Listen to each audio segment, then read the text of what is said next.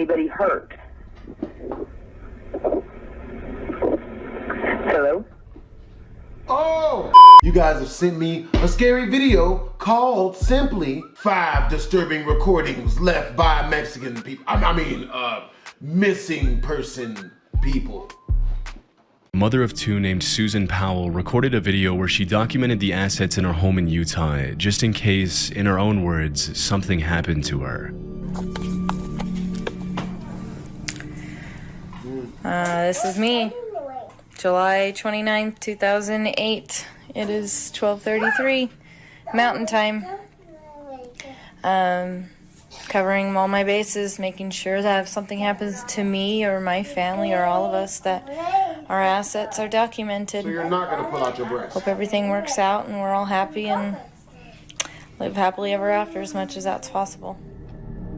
The video was made on her attorney's advice, who feared that Susan's husband Josh might attempt to sell some of her most expensive assets. In the years leading up to the now infamous video's recording, the couple's marriage had been under a lot of strain, and during the recording, Susan lets on that things had been everything but peaceful between her and Josh over the past few years. This is all stuff bought in a year or less through Home Depot on my credit. Josh bought a lot of stuff and then he had to bankrupt it. And then he bought a little bit more on my credit. Oh, he ran out of money, okay. Lamp. These are things to roll wood with. And I had necklaces too. I don't know where those are. I just got in a rage, as you can see, and broke this. There's duds and pearls and opals in there. Broke this and threw all my DVDs and made a mess.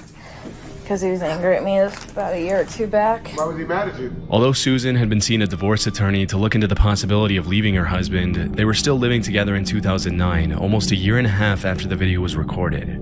AKA divorced him, he's still paying her bills. On the morning of December 6th of that year, Susan went to church with her 2 boys, after which a neighbor went to visit her, leaving her house at about 5 p.m. That night, Josh allegedly took the couple's 2 boys, Charlie and Braden Powell, on a camping trip in the middle of the night in blizzard conditions to a campsite on the Pony Express Trail. According to Josh, Susan stayed home because she was tired. The story goes that the next day, Susan's family and friends reported her missing when her 2 boys weren't dropped off at daycare.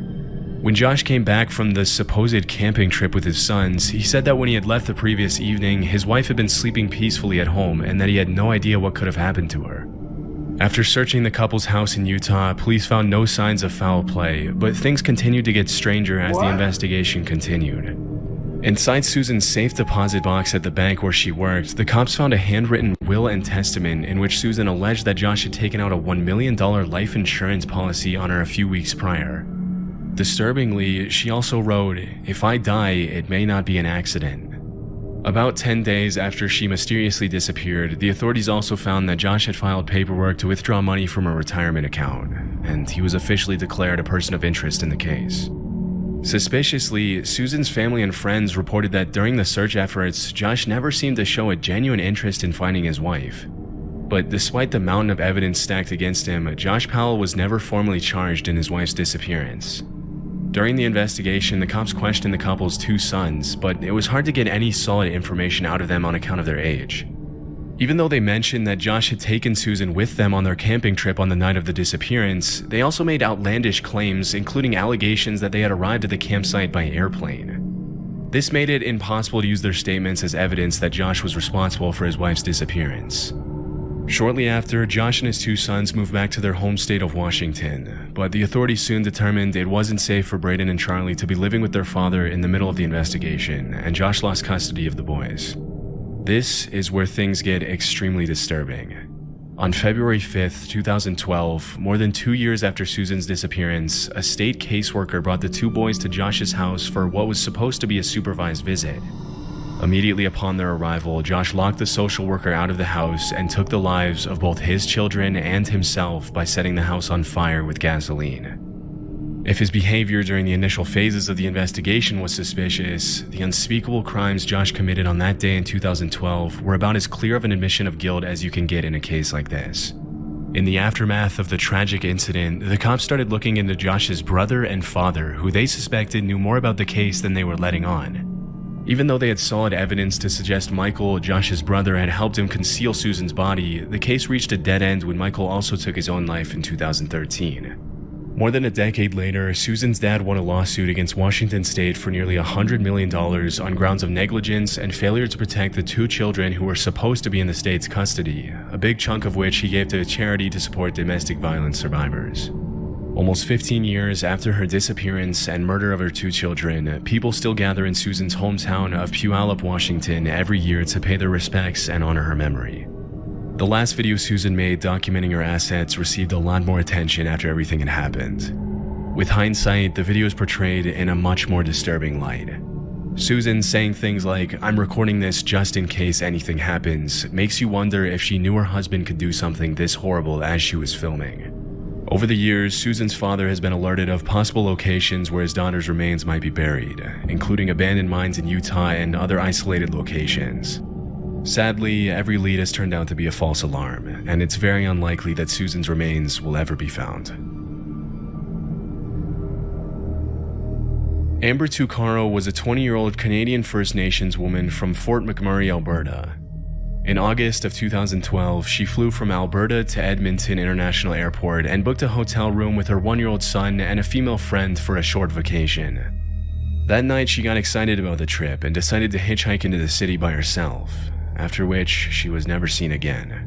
When Amber didn't return to the hotel the next day, her friend called her mother, who immediately called the Royal Canadian Mounted Police.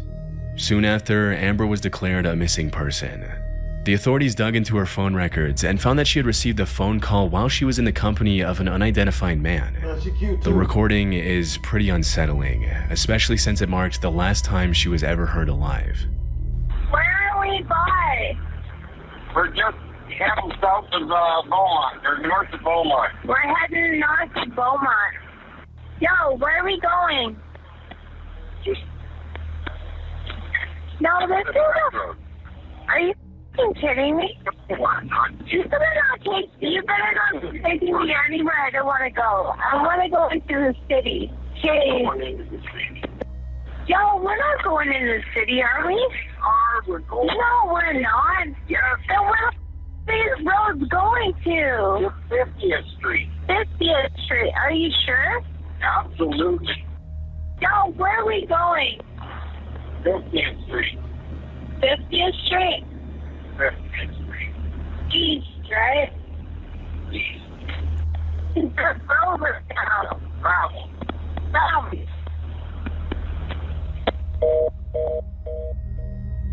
In the recording, a male driver can be heard reassuring Amber that they're heading where she wants to go, but she doesn't seem to be buying the story and is obviously pretty distressed. On August 28th, the cops released the phone conversation, but they didn't officially start investigating the disappearance until well after a month after Amber was reported missing. Sadly, when Amber's mother pressured the cops to do something and help her find her daughter, they dismissed her and told her that Amber was probably just out partying and would turn up soon. Tragically, on September 1st, 2012, just 4 days after the audio from the eerie conversation was released, the remains of Amber's body were found on a rural property near Leduc County by a group of horseback riders. One of the most frustrating aspects of this case is how unprofessionally the disappearance was handled by the Canadian police. After just 1 month of searching, Amber was taken off missing persons list based on a series of suspicious, unconfirmed, and anonymous sightings in Edmonton, and it took her mother an entire month to get her back on the list. By the time she was put back on the list by the negligent cops who made the unforgivable mistake, her property, which could have been used as evidence, had already been accidentally destroyed after it was recovered from her hotel. Over the years, a few women have come forward claiming to know the identity of the man in the recording, with all of them accusing the same man. The authorities say they've looked into him, but he wasn't declared a person of interest. A few years ago, another man came forward and claimed that the man in the recording was his father, an American citizen with no legal standing in Canada who had been living on a ranch in the greater Edmonton area. If the man's testimony is to be believed, his father is also responsible for several other mysterious disappearances and deaths that have taken place in the area over the last few years. One of the most disturbing aspects in the recording is the audible dishonesty in the man's voice, which is pretty much clear as day when Amber asks if he's sure they're going into the city, and he responds with an extremely fake "absolutely." It's also pretty messed up how the cops handled the case from start to finish, and many people suspect the cause of the unprofessional management of the case was just straight up racism against the indigenous woman. Hopefully, we'll someday have an explanation for what happened that night to Amber Tuccaro, but for now the case remains a pretty disturbing mystery. That sucks. In late 2014, a YouTuber named Kenny Veach commented under the username SnakeBitMcGee on a video titled Area 51 Technician's Son Discloses Secret Alternative Energy. The comment read, "That ain't nothing. I am a long-distance hiker. One time during one of my hikes out by Nellis Air Force Base, I found a hidden cave. The entrance to the cave was shaped like a perfect capital M. I always enter every cave I find, but as I began to enter this particular cave, my whole body began to vibrate. The closer I got to the cave entrance, the worse the vibrating became. Suddenly, I became very scared and hightailed it out of there. That was one of the strangest things that ever happened to me." As you can imagine, Kenny's comment immediately caught a lot of people's attention. Some people called Kenny a liar, while others encouraged him to find the cave again and record his findings. And so he agreed to do just that. On October 18th of that year, Kenny uploaded a video of his long-distance hike in the Nevada desert in which he attempted to find the cave for a second time.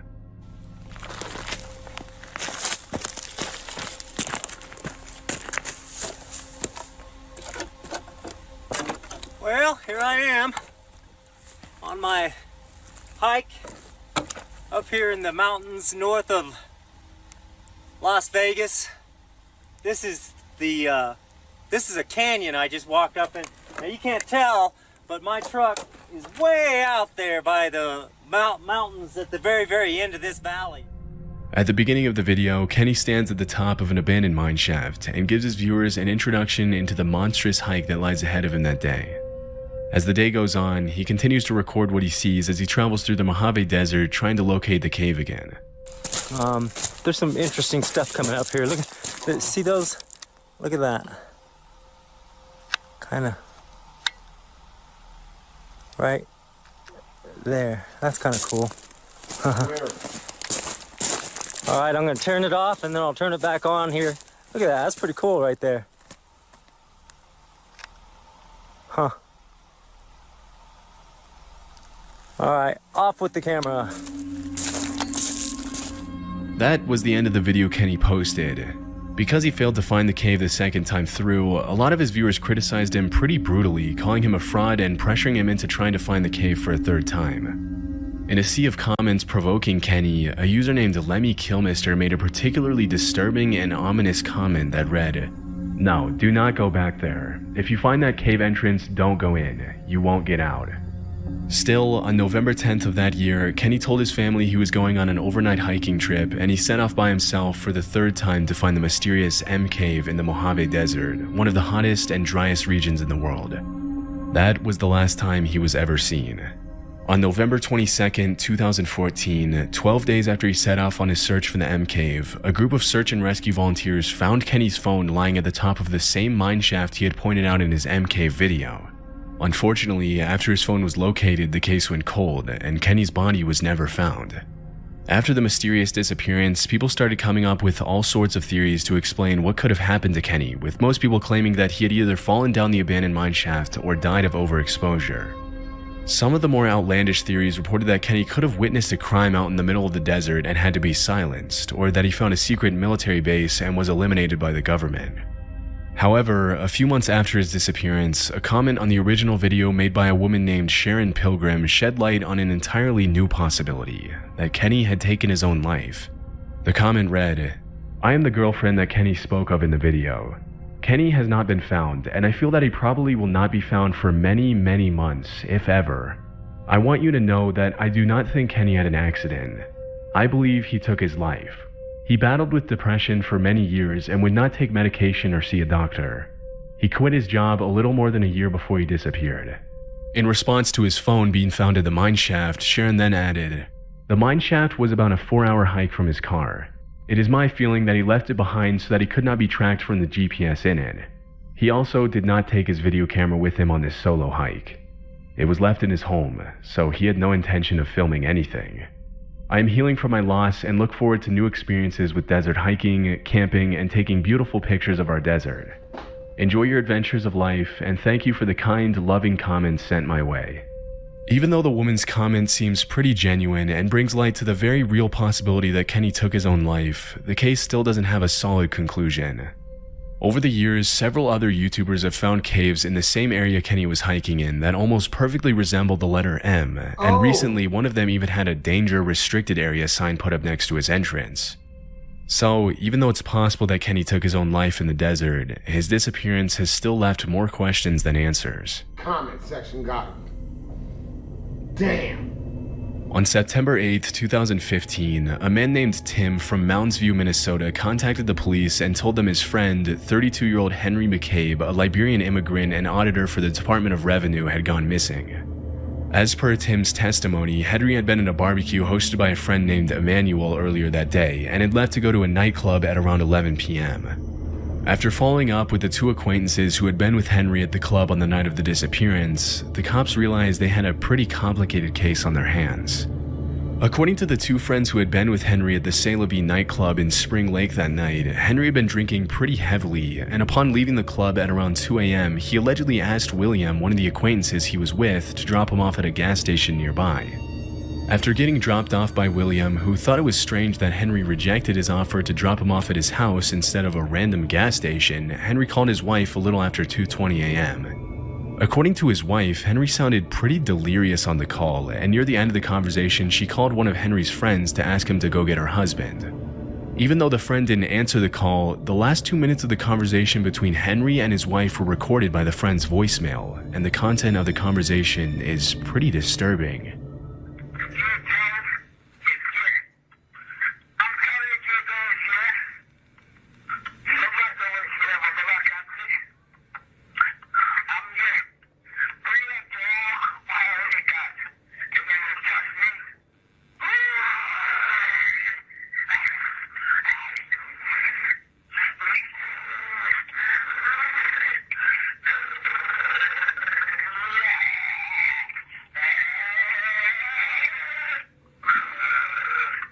This nigga motorboating a fat woman?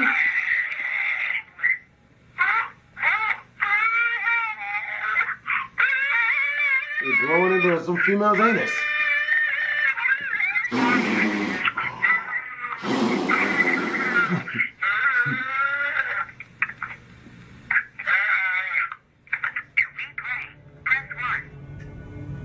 It's almost impossible to make out any of the words in the audio, and the combination of growls, moans, and screams makes it hard to know what to even make of the recording.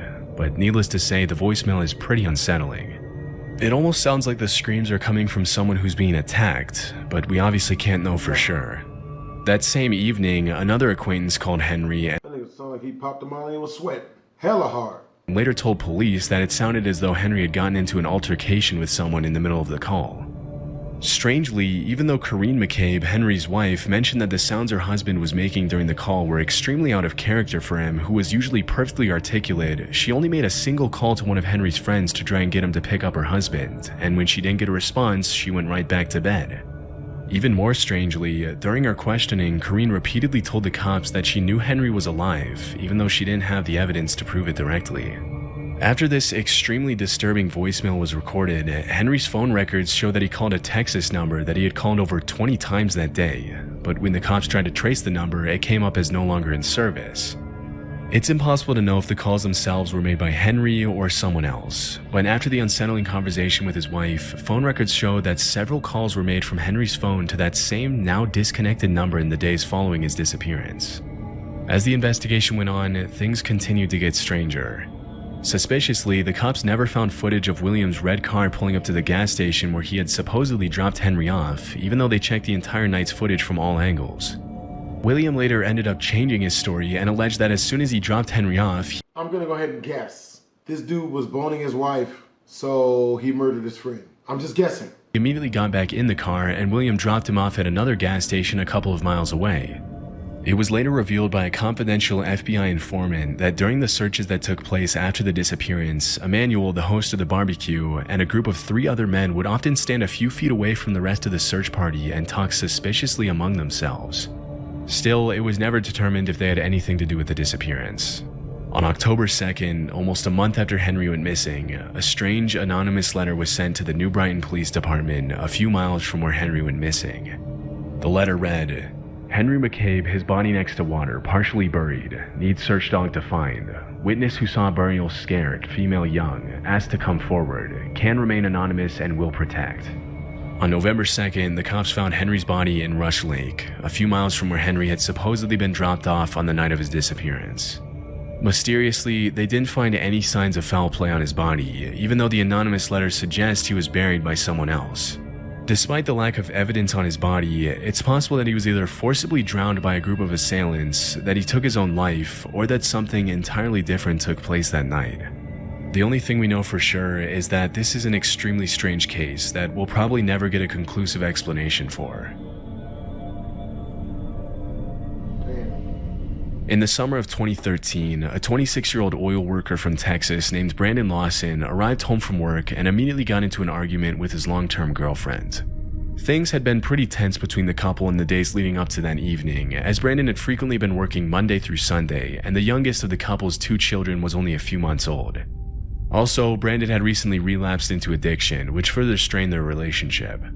It's unclear if his girlfriend kicked him out of the house or if he decided to leave after about an hour of arguing, but whatever the case, Brandon got in his silver Ford F-150 and drove away from his home in San Angelo at midnight on August 8th, after which he was never seen again. The incredibly strange events that took place over the next few hours have turned this case into one of the most mysterious and disturbing disappearances of the decade. About half an hour after leaving his house, Brandon made a phone call to his brother Kyle, letting him know that he was a few miles south of Braun on a stretch of highway in the middle of nowhere and that he was out of gas. After fetching a gas can from Brandon's house, which was about a mile away from his own, Kyle got into his car and prepared to drive to his brother's location. But things didn't exactly go according to plan for Brandon, and a few minutes later at around 12:50 a.m., he made this disturbing call to 911. 911 emergency. Yes, I'm in the middle of the field. It's like we're just pushing some guys over. Right here going towards Javelin on both sides. My truck ran out of gas. There's one car here. Got taken to the woods. Please hurry. Okay, now run that by me. I'm not talking to him. I actually ran into him. Ah, you ran into him. Okay. Got the first guy. Do you need an ambulance? Yeah, no, I need the cops. Okay. Is anybody hurt? Hello? Hello? Oh! Hello? Oh, the NBA young boy, isn't it? Although it's hard to make out what's going on in the background, many people have alleged that they can hear the sound of gunshots and other people talking in the audio, but it's hard to confirm what exactly was being said and what was even going on during the call. 8 minutes after Brandon's 911 call, another driver called the cops to inform that a silver F-150 had been parked pretty dangerously on the highway with the back of the truck sticking out into the other lane. Following his call to 911, Brandon continued to contact his brother Kyle by phone, and they exchanged a series of strange phone calls. Even though these next calls weren't recorded, according to Kyle, Brandon sounded extremely paranoid, repeatedly claiming that he was being chased out of town by the Mexicans in the neighborhood. When Kyle asked him if he had been using drugs again, Brandon immediately denied it. At around 1:10 a.m., Kyle arrived at the location where the truck was parked, but Brandon was nowhere to be seen. A few minutes after his brother's arrival, Brandon once again called Kyle and made a series of disturbing statements, claiming that he could see Kyle and the officer that had just arrived at the scene, that he was bleeding, and that they needed to hurry. Disturbingly, he was nowhere in sight. For the next few minutes, Kyle continued to try to get in touch with Brandon, but all his calls went straight to voicemail. After failing to find him that night, the cops launched an official search for Brandon, complete with helicopters, thermal cameras, dogs, and a massive search party. Unfortunately, Brandon was nowhere to be found. It was later revealed that Brandon had cashed out his 401k on the night of his disappearance, suggesting he might have vanished on his own accord. However, due to his distressed phone calls to 911 and his brother, it's also possible that Brandon fell victim to some sort of cartel activity, or that someone he ran into on the road attacked him. In February 2022, a small search party consisting of family members and friends found a pair of shoes and clothing that matched the description of what Brandon was wearing on the night of his disappearance, and after searching the area, the cops found human remains near the location of the shoes and clothing. Even though the remains were sent to be tested more than 2 years ago, there still hasn't been a definitive answer for whether they belong to Brandon or what could have happened to him that night. Hopefully, with time, more conclusive answers will surface to give Brandon's family a sense of much-needed closure. Until then, this will probably remain as one of the most disturbing missing persons cases from recent years. You know what? That didn't disappoint. That was good. Suspenseful. Scared the crap out of me. Sucks what happened to people. You know what I'm saying? Good Lord. I hope you guys enjoyed the video. If you did, make sure to comment, like, and or subscribe to more BlastphamousHD Twisms.